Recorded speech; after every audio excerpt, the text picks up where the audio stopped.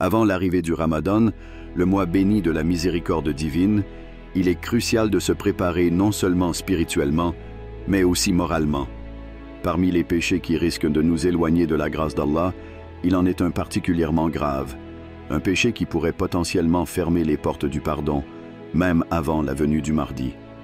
Dans cette vidéo, nous allons explorer ce péché et pourquoi il pourrait constituer un obstacle majeur sur notre chemin vers la rédemption divine.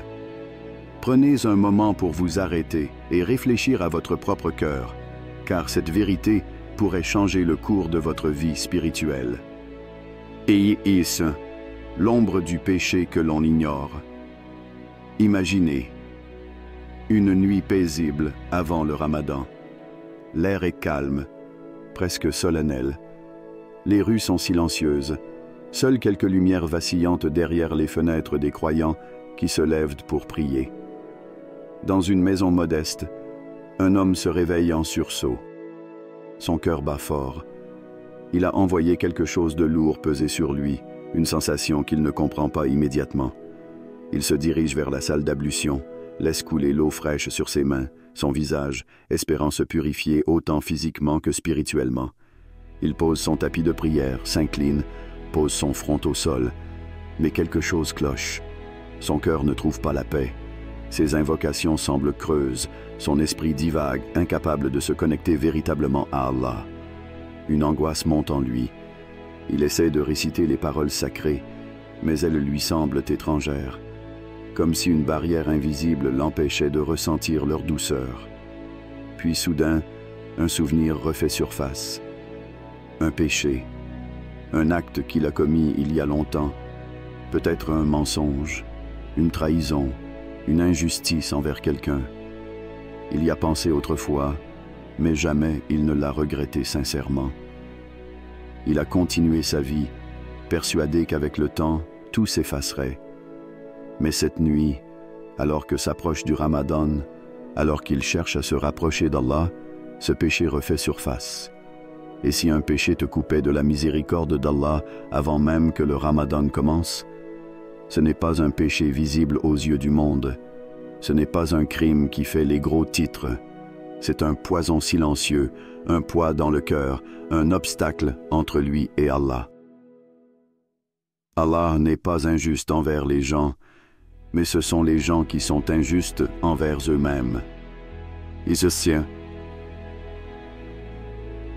Sourate Yunus, 44 ans. Il repense à sa vie, à ces moments où il aurait pu demander pardon, à ces occasions où il aurait pu réparer son erreur, mais il ne l'a jamais fait. Et maintenant il se demande, et si ce péché lui fermait les portes du pardon avant même que le Ramadan ne commence? Il dit qu'Allah est le pardonneur, qu'il est infiniment miséricordieux. Mais peut-on espérer le pardon sans un repentir sincère? Peut-on espérer être lavé de nos fautes si nous les portons encore en nous, sans jamais les avoir regrettées? Les portes du Ramadan s'ouvrent bientôt. Un mois où la miséricorde d'Allah descend sur ceux qui la recherchent. Mais il y a des âmes qui, malgré ce mois béni, restent enfermées dans leurs propres ténèbres, parce qu'elles refusent d'affronter leur passé, parce qu'elles repoussent encore et encore l'instant du repentir. Et toi, y a-t-il un péché que tu n'as jamais vraiment regretté?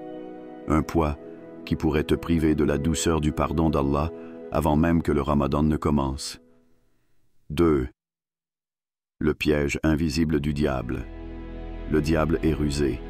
Il ne pousse pas toujours les âmes vers les plus grands péchés d'un seul coup. Il sait qu'un croyant sincère ne tombera pas facilement dans le vol, l'adultère ou le shirk. Alors, il prend une autre approche. Il chuchote. Subtilement, lentement. Il laisse croire que certains péchés sont si petits qu'ils n'ont pas vraiment d'importance. Il plante la graine de la négligence et attend qu'elle pousse. Un simple retard dans la prière, ce n'est pas si grave, non? Une insulte dite sous l'émotion. Juste un mot de trop. Un sentiment de rancune nourri dans le secret du cœur. Ce n'est qu'une pensée, personne ne le sait. Mais c'est justement là que réside le plus grand piège. Shaitan ne veut pas seulement nous faire tomber. Il veut nous endormir dans une illusion de piété, en nous laissant croire que tant que nous prions, que nous jeûnons, que nous faisons du bien, ces petites fautes sont insignifiantes. Il oublie une chose. Les poisons les plus dangereux sont ceux qui agissent en silence. Histoire inspirante. Il était une fois un homme pieux. Tout le monde connaît sa dévotion. Il priait chaque jour, observait le jeûne avec rigueur, donnait en aumône avec générosité. Mais il y avait quelque chose qu'il ne voulait pas voir. Il y avait une personne dans sa vie avec qui il était en conflit. Un frère, un ami, peut-être même un membre de sa propre famille. Il ne lui parlait plus depuis longtemps. Il ne lui souhaitait pas de mal, non. Mais à chaque fois que son nom était mentionné, il ressentait une amertume au fond de lui. Les années passèrent. Il continue à prier, à jeûner, à donner. Il était convaincu que ses œuvres lui assureraient la miséricorde d'Allah. Mais au jour du jugement, il se teinte devant son Seigneur. Il s'attend à voir une montagne de bonnes actions peser lourd sur la balance. Pourtant, elle semblait suspendue, retenue par un fil invisible. Puis il comprit. Son cœur portait encore cette rancune, ce ressentiment qu'il n'avait jamais cherché à effacer. Il aurait pu pardonner, il aurait pu faire le premier pas, mais il s'était dit « Ce n'est pas si important. Allah dit ce qu'il m'a fait. » Et en ce jour, il réalise une vérité amère. Tant que son cœur restait chargé de rancune, le pardon d'Allah, lui aussi, était retenu. Réflexion. Et toi, y a-t-il quelqu'un contre qui tu ressens encore de la rancœur? Peut-être qu'il t'a blessé, trahi, humilié. Peut-être que tu te dises que c'est lui qui devrait venir s'excuser, que ce n'est pas à toi de faire le premier pas. Mais réfléchis bien. Vaut-il la peine de nuire à ton pardon auprès d'Allah pour une rancune qui ne t'apporte rien, si ce n'est du poids sur ton cœur? Allah t'offre une porte de sortie, une chance d'être libéré avant le Ramadan, une chance d'effacer ce poison silencieux qui pourrait priver ton âme de la lumière du pardon. Qu'il pardonne et absolve. N'aimez-vous pas qu'Allah vous pardonne? Surat An-Nur 21:1. 3. Le Ramadan, une portée vers le pardon, mais pas pour tous. Le Ramadan approche, un mois béni, un mois où les cœurs s'apaisent, où les âmes se tournent vers leur Seigneur, un mois où chaque nuit porte en elle l'espoir du pardon, où chaque jour de jeûne élève celui qui l'accomplit avec sincérité. Mais, et si je te disais que certains ne seront pas pardonnés? Oui. Même dans ce mois où la miséricorde d'Allah descend sur les cœurs sincères, certains repartiront les mains vides. Imaginez, le mois s'écoule, les prières nocturnes, les larmes versées, les jours de jeûne passés à espérer le pardon. Mais au bout de tout cela, rien n'a changé. Comment peut-on laisser passer un mois aussi béni sans être pardonné? Une histoire bouleversante. Un jour, le prophète monta sur le minbar et dit « Amin », puis encore une fois « Amin », puis une troisième fois « Amin ». Les compagnons étaient intrigués. Pourquoi répétait-il ce mot? Alors il leur expliquera « Jibril est venu à moi et a dit « Malheur à celui qui atteint le Ramadan et qui ne se voit pas pardonner ». Puis il a ajouté « Dis « Amin ». Et le prophète a dit « Amin ». Un ange, le plus noble des anges, faisant une invocation contre ceux qui atteignent ce mois sacré, et ne parvient toujours pas à obtenir le pardon d'Allah. Une malédiction prononcée contre celui qui laisse passer ce mois, sans libérer son âme, sans chercher à s'alléger du poids de ses péchés. Mais comment cela est-il possible? Comment peut-on vivre ce mois en priant, en jeûnant, en invoquant, et repartir sans la miséricorde d'Allah? La réponse est effrayante. Ce n'est pas le Ramadan qui sauve une personne, c'est le cœur avec lequel elle le traverse. Regarde en toi. Est-ce que tu es prêt à accueillir le Ramadan avec un cœur véritablement repentant? Ou bien est-ce que tu te contenteras de jeûner sans jamais chercher à purifier ton âme? Le Ramadan est une porte, mais encore faut-il la franchiser avec sincérité.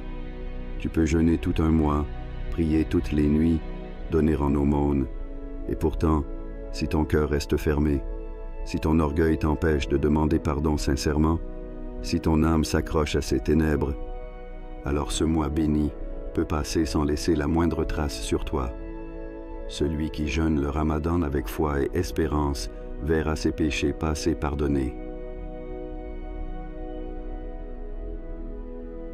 Hadith. Foi et espérance. Deux conditions. Pas juste un jeûne mécanique, pas juste des prières se réciter sans émotion, mais une âme qui s'abandonne véritablement à Allah. Et toi, comment traverseras-tu ce Ramadan? 4.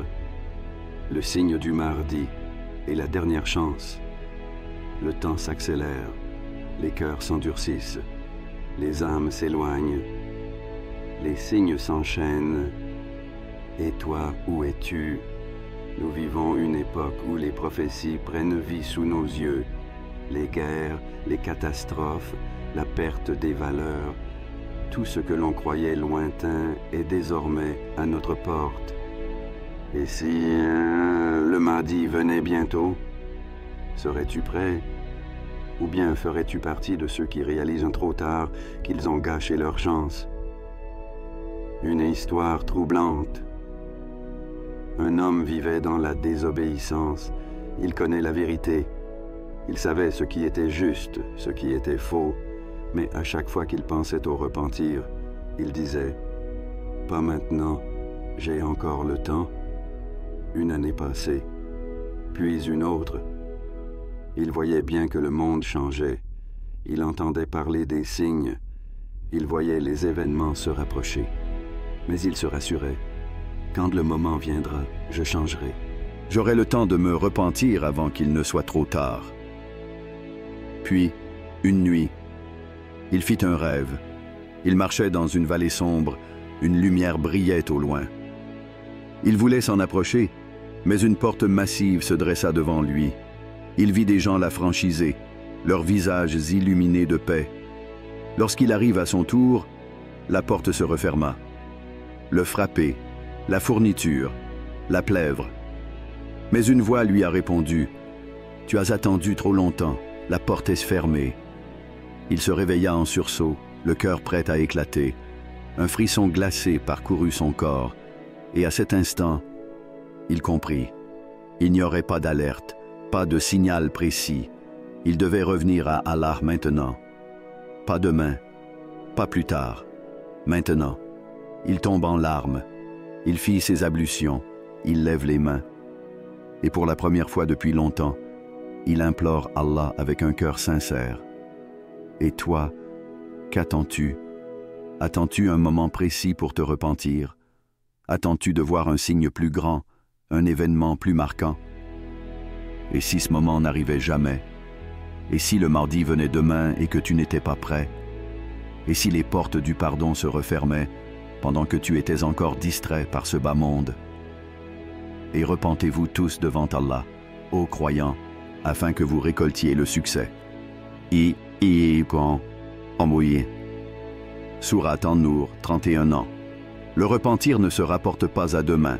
Le pardon ne se garantit pas à la dernière seconde. Le Mahdi viendra. Les événements s'accéléreront. La seule question est, seras-tu prêt ou bien frapperas-tu à une porte déjà fermée? 5. Comment se libérer avant qu'il ne soit trop tard? Le Ramadan approche. Un mois d'opportunité. Un mois où les portes du pardon s'ouvrent. Mais pas pour tout le monde. Et si, malgré tes prières, malgré ton jeûne, tu restes enfermé dans ta propre prison? Car oui, certaines personnes prient, mais leurs prières ne sont pas exaucées. Elles jeûnent, mais leur jeûne n'est qu'une privation de nourriture. Pourquoi? Parce que leur cœur est enchaîné. Enchaîné par l'orgueil, enchaînée par la rancune, enchaînée par un péché qu'elle refuse d'abandonner. Toi, qu'est-ce qui t'empêche d'accéder au pardon d'Allah? Allah est infiniment miséricordieux, mais la miséricorde d'Allah descend sur les cœurs qui l'accueillent. Alors avant que le Ramadan ne commence, vous devez vous libérer. Voici 3 actions essentielles pour purifier votre âme et ouvrir les portes du pardon. 1. Regarde dans ton cœur. Qui dois-tu pardonner avant qu'il ne soit trop tard? Posez-vous cette question maintenant. Qui habite ton cœur? Une rancune, une douleur qui refuse de disparaître, un différend que tu n'as jamais voulu régler? Ne laisse pas l'orgueil t'enchaîner. Imagine. Si cette personne venait à quitter ce monde demain, aurais-tu des regrets? Qu'il pardonne et absolve. N'aimez-vous pas qu'Allah vous pardonne?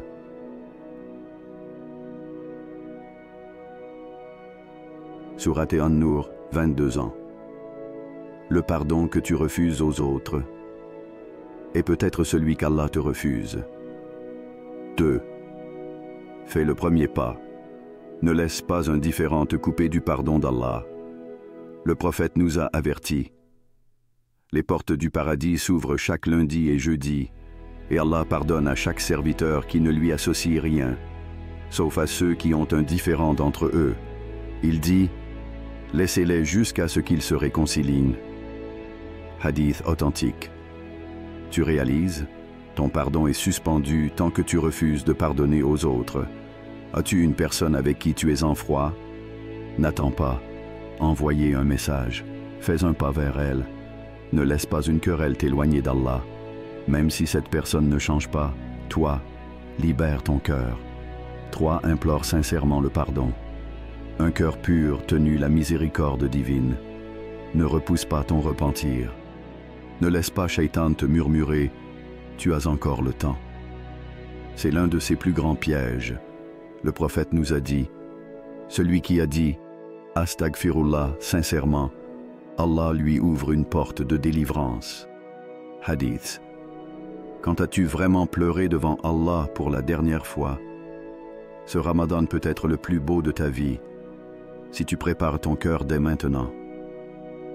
Et quiconque craint Allah, il lui donnera une issue favorable. Au Sourate At-Talaq 2. Ne pars pas les mains vides. Pardonne avant qu'il ne soit trop tard. Fais le premier pas vers la réconciliation. Implorez sincèrement Allah de purifier votre cœur, car un cœur pur est la clé du pardon et de la miséricorde infinie d'Allah.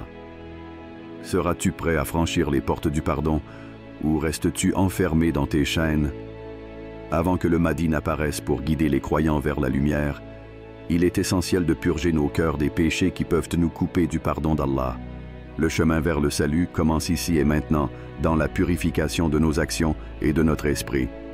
Ne laissez pas ce péché vous retenir. Repentez-vous sincèrement et renforcez votre lien avec Allah avant le Ramadan, afin de vous préparer pleinement à recevoir sa miséricorde infinie. Que notre prière, notre foi et nos efforts nous rapprochent de lui, et que nous soyons parmi ceux qui sont pardonnés avant l'arrivée du mardi.